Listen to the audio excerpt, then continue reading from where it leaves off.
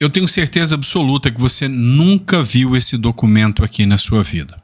Até porque esse documento estava sendo mantido em sigilo pelo governo norte-americano. E Donald Trump acabou de expor esse documento. E esse documento expõe uma ligação espúria de grupos comunistas, cubanos, chineses com o Brasil. E o risco de uma intervenção militar americana aqui no Brasil foi o que fez esse recuo. Rapaz, pega o Steven Spielberg, pega qualquer escritor de qualquer livro, filme, que eu te digo uma coisa, a realidade que está sendo exposta agora está muito mais preocupante do que a ficção. Pois é, você vai entender cada um desses detalhes aqui. Outro ponto que a gente vai falar também é sobre a Defensoria Pública da União, que expôs uma ilegalidade enorme, né, num processo do 8 de janeiro. Um processo do ministro Supremo Alexandre de Moraes. E nós vamos falar sobre essa pauta aqui com vocês também. Então é óbvio, não esqueça de se inscrever no canal, curtir, compartilhar. É sempre importante ter você aqui. Visita a nossa biblioteca digital. A gente está com ótimos livros para você conhecer aqui, tá? Então seja bem-vindo. Agora, para você que pretende concorrer em 2026, quer fazer a diferença, ser deputado ou outro cargo, esse livro aqui, Persuasão Política, foi feito para você. Você vai fazer o download do livro, vai pagar o valor que você acha justo, tá? E você vai entender que isso aqui é uma verdadeira consultoria em formato de livro, tá bom? Beleza? Então vamos começar de matéria, que eu sei que você quer entender tudo que está acontecendo. Vamos começar falando de Brasil, vamos começar falando de sucessão em 2026 e do mercado e do Haddad, né? Olha só, matéria do Estadão. Pesquisas mostraram que a avaliação do Haddad está pior do que nunca. Olha só, do início do ano para cá, a avaliação negativa do Haddad explodiu no mercado. Ou seja, segundo essa matéria do Estadão, só do começo do ano para cá subiu 34 pontos em 3 meses e vai a 58%. Ou seja, o mercado cansou de Lula, cansou de Haddad, cansou da esquerda, só querem ver o mais rápido possível a esquerda sair. É isso. Então, o Lula, ele está no modo desespero. O que o Lula mais fazia era bater de frente o Banco Central, criticando lá o Campos Neto, dizendo que era o indicado do Bolsonaro, mauzão. Hoje temos um novo aumento, né, que pode aumentar agora da Selic novamente e chega em recordes históricos. E agora, como que o Lula vai colocar a culpa no Bolsonaro? Não tem como. Como que o Lula vai falar que a culpa é do Bolsonaro? Matéria da revista Oeste. A Selic deve chegar a 14,25%, maior nível desde Dilma Rousseff. O mercado financeiro considera certo que o Comitê de Política Monetária, o Copom, do Banco Central, vai elevar a taxa Selic para 14,25% nesta quarta-feira. E aí? Como é que fica? Como é que o Lula vai justificar isso aqui? Olha só, está começando a acontecer um movimento de implosão do governo Lula.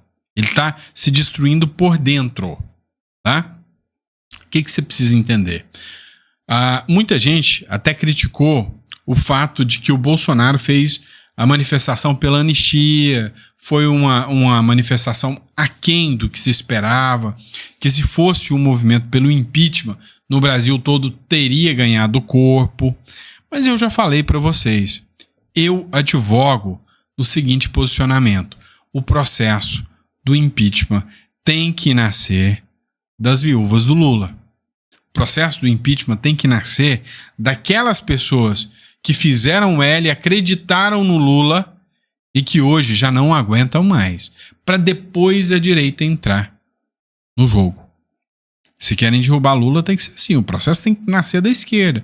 É dos enfermeiros que tiveram um aumento com o governo Bolsonaro, a lei aprovada e o Lula não aplicou.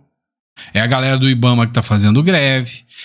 Essa galera é o pobre que tá comprando osso porque não tem dinheiro para comer. É o cara do Bolsa Família que tá tendo o Bolsa Família cortado. O movimento começa ali. E aí depois a direita agrega.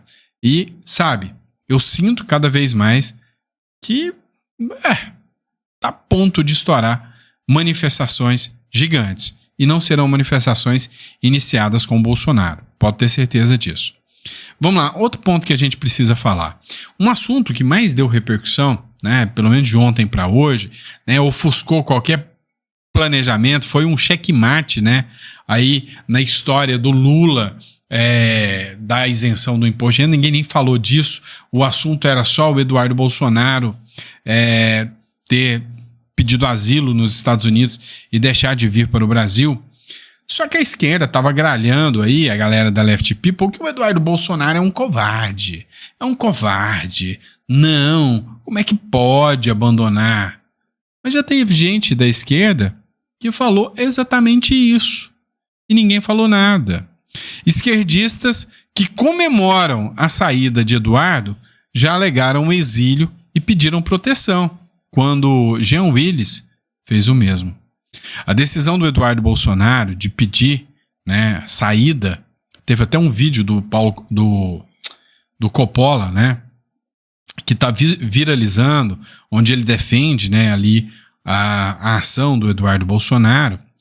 E aí, cara, a galera da esquerda tá detonando, né? Mas o que a gente precisa entender? Parlamentares que comemoraram a sua saída do país e o chamaram de fujão são os mesmos que em 2019 defenderam o ex-deputado Jean Willis do PSOL, que também deixou o Brasil alegando perseguição política. Na ocasião, Willis anunciou que não voltaria ao país enquanto não se sentisse seguro, mas conforme a oposição na época, ele nunca apresentou provas das supostas ameaças, diferente do Eduardo Bolsonaro, né?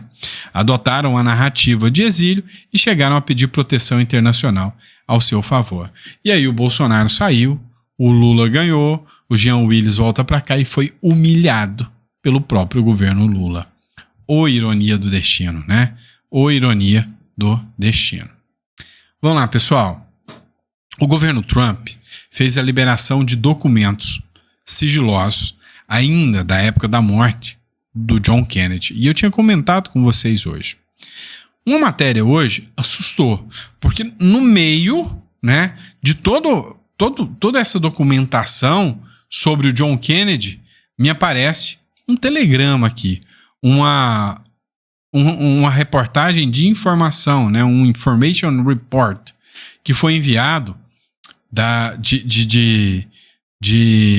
CIA, né, do grupo de inteligência, para o governo norte-americano, e cita Leonel Brizola, cita o Brasil. Olha só que loucura. Segundo os documentos que foram revelados, né, e eu dou crédito aqui ao Hoje no Mundo Militar, ontem, no âmbito do dossiê do JK, que foi apresentado, do JFK, né, John Kennedy, em 1961, teve uma figura muito sinistra que procurou o então governador do Rio Grande do Sul, que era o Leonel Brizola. Foi nada mais, nada menos do que um dos seres mais sanguinários da história, Mao Tse-tung, né? O líder comunista chinês. Não foi sozinho, não. Junto com Fidel Castro. E disse, né, que iam garantir tropas para o Leonel Brizola para que ele, né, atuasse aqui para garantir a transferência de poder da época do falecido João Goulart, em 1961, né, após a renúncia do Jânio Quadros. E aí o Brizola assumiria, Mao Tse-tung e Fidel Castro forneceriam armamentos, equipamentos, tropas para o Brizola impor o comunismo aqui no Brasil, assim como aconteceu na ilha cubana, né? Assim como aconteceu, né, nesses países. E o Brizola agradeceu, mas não topou. Porque ele sabia que se ele fizesse isso, era imediato e era inevitável uma invasão militar norte-americana no Brasil. Era imediato e era inevitável. Então o Brizola optou por não fazer, né, esse levante comunista aqui no Brasil por medo dos Estados Unidos. E aí, resumo da história. Os Estados Unidos já salvou a gente e a gente nem sabia. Vocês viram? Porque se não fosse que o mero medo dos Estados Unidos, hoje, a gente não tem nem como pensar o que o Brasil seria se o Brizola aceita isso. O Ivan Kleber, ele fez também uma análise sobre essa matéria e ele comentou aqui, né, sobre o caso. Dá uma olhada aqui. Os regimes comunistas de Cuba e China ofereceram suporte ao então governador do estado do Rio Grande do Sul, Leonel Brizola, em agosto de 1961, ao que revelam documentos publicados do caso do assassinato do presidente americano John Kennedy, que foram publicados nesta terça-feira, dia 18. Este documento aqui. Ainda segundo o documento, Leonel Brizola recusou o apoio porque ele não queria criar uma situação internacional e também temia que isso pudesse justificar uma intervenção americana.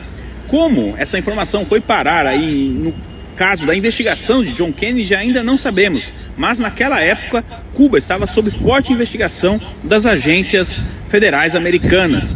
A descrição, melhor dizendo, a transcrição do documento, os senhores encontram aqui na descrição deste vídeo. Eu sou Ivan Kleber, falo diretamente de Londres, no Reino Unido, e hoje é quarta-feira, dia 19 de março de 2025. Muito obrigado pela audiência. E é isso, né, pessoal? Então, assim, a gente vê que o que tem de situações escondidas, e muitas dessas situações ainda virão à tona. Eu quero muito, mas assim, eu queria muito que o Donald Trump buscasse o Hugo Carvajal. Vocês lembram do El Podio? Não? Há uma denúncia de que Maduro, né, e o governo venezuelano forneceu muito dinheiro para alguns partidos de esquerda na América do Sul, inclusive no Brasil. Não vou citar o nome, né, porque eles falam que é fake news, mas é uma matéria do Record. Só você analisar. E esse partido de esquerda, o mais forte, que dominou o Brasil por mais tempo, né, que governou o Brasil por mais tempo, teria recebido dinheiro do narcotráfico para bancar a primeira eleição do seu candidato, que foi à presidência a primeira vez, depois voltou, depois colocou uma sucessora, depois a sucessora foi impeachmentada e agora esse mesmo sujeito volta com o mesmo partido. Mas o Hugo Carvajal diz que tem todas as provas. E aqui no Brasil tem uma lei que diz que qualquer partido, né, que receber dinheiro do estrangeiro, ainda mais dinheiro ilícito, tem que ser dissolvido. Então, isso aqui é só a pontinha do iceberg de todas as informações que Donald Trump ainda vai e ainda irá revelar, né? Esse caso aí do Mao Tse Tung e do Brizola. E aí nós vamos falar do Brasil, né? Vamos falar da política brasileira, como que é essa maluquice toda. Olha só, Rádio Brado é uma rádio que eu gosto bastante de ver algumas postagens deles. Olha só o nível que chega o Brasil. O presidente do PV, Partido Verde, partido de esquerda, foi sequestrado. Sequestrado. É o caos da insegurança da Bahia e do PT, né? E aí, as falas aqui do pessoal da Rádio Brado são graves. Escuta só.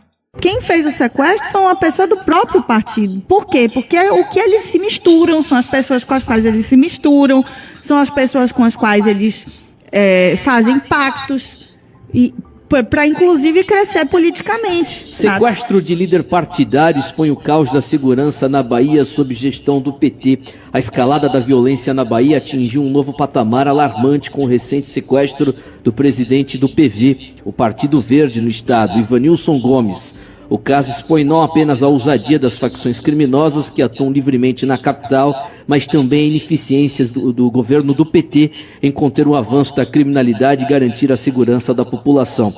O crime ocorreu na sede do PV, localizada no bairro do Rio Vermelho, onde homens armados invadiram o local, roubaram pertences dos funcionários e levaram o Ivanilson Gomes. Câmeras de segurança registraram a chegada de um carro branco, de onde saíram dois homens que entraram no prédio enquanto um terceiro suspeito aguardava no veículo. As imagens revelam que a invasão ocorreu de forma planejada, com os criminosos demonstrando conhecimento prévio da estrutura do local. Informações apontaram que Gabriel Luiz, então secretário estadual da Juventude do partido, teve participação direta no crime. Ele é morador do Boqueirão, reduto do Comando Vermelho no Complexo Nordeste Amaralina. O Gabriel teria articulado o sequestro sem o aval da cúpula da facção, que o desencadeou uma caça interna pelos responsáveis dentro da própria organização criminosa. A polícia investiga as razões do crime, que pode estar ligado a um desacerto financeiro entre o Gabriel e o presidente do partido. Segundo fontes policiais, Gabriel teria arquitetado o crime ao saber que uma quantia de R$500 mil estaria disponível na sede do PV no dia do crime. Outra linha de investigação aponta que o ex-secretário do partido tinha uma dívida com a facção Comando Vermelho e tentou levantar recursos ilicitamente para quitá-la. Após a repercussão do caso, Gabriel se entregou à polícia temendo represálias da própria facção criminosa. Está preso. E só uma atualização, o presidente do PV foi libertado no sábado à noite, por volta das 21h30. Ele foi libertado de um sequestro depois de 36 horas mantido refém por membros da facção Comando Vermelho. O caso se deu na sexta por volta das 12h30. Tá aí, meu querido ouvinte, são 8h12. Pois é, pessoal, a que nível tá chegando o Brasil, né? A minha solidariedade é manter-se sequestrado, é algo assim assustador. A minha solidariedade à família, né, que deve ter passado momentos de terror, né? Mas assim, o Brasil, a impressão que se tem no Brasil é de que as autoridades brasileiras querem que seja assim, porque o medo faz te controlar, né? O medo torna você suscetível de controle. Até porque, assim, eu citei aqui o Mao Tse Tung, eu citei Fidel Castro nesse editorial.